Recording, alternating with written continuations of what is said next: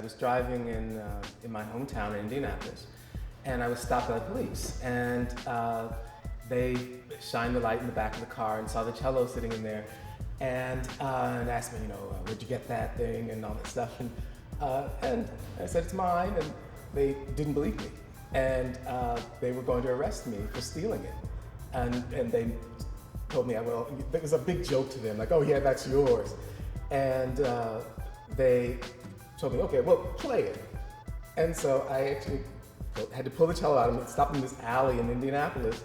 I had to pull the cello out and play for them. And, and I played a little Bach, and they were like, they were like patting me on the back like it was the funniest thing. Oh, look at that, you can actually play. And it was like this big joke to them.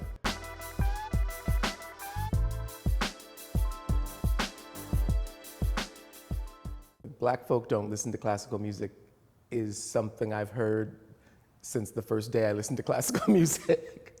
I would say that I myself grew up dancing ballet, so I definitely listen to classical music. And as you can tell from looking at me, I am definitely Black. Personally, I listen to classical music because it doesn't distract me when I'm trying to get work done. If I put on gospel, it's a wrap. I think that we typically gravitate toward music that has a lot more soul to it. We want something that our body can move to and like thump along with. And classical music is just, just kind of there. It's kind of nice. It's like study music, but you're just not finna be in your car chilling, listening to a classical track of anything. It's closed-minded not to listen to other types of music. That's insane to me.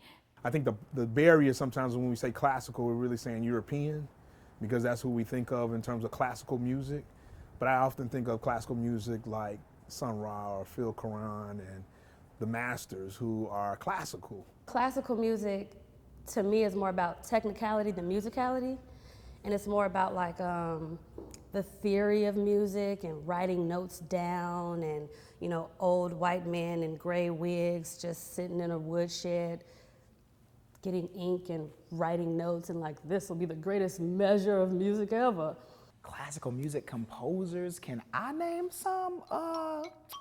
Bach, I don't know his full name. Mozart, Beethoven. Bach. Bach is a composer.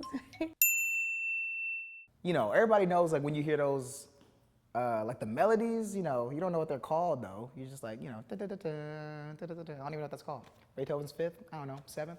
Well, you don't know either, see? Duke Ellington, Sentimental Mute, that's classical music. George Clinton, Prince. Contemporary ones, there's Adolphus Hailstork, there's just recently passed away, there's a great composer named Coleridge Taylor Perkinson. Miles Davis, John Coltrane, Cannonball Adderley. Nicki Minaj, Beyonce. Bob Marley, KRS-One, Eric B. and Rakim, Nas. Renee Baker is a fine local composer. There are a fair number of Black composers.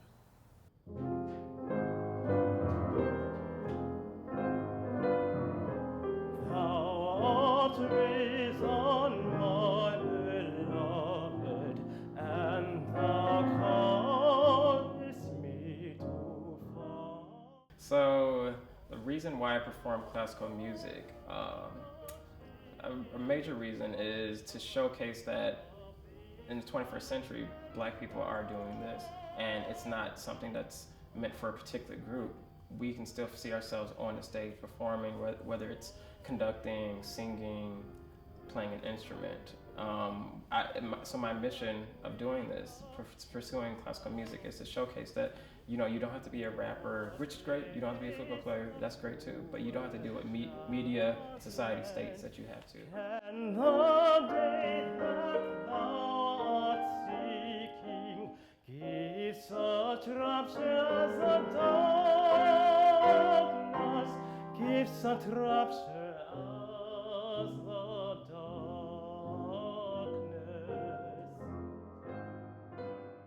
Black people definitely do listen to and create classical music, and when we do it, it's way fresher than anything else.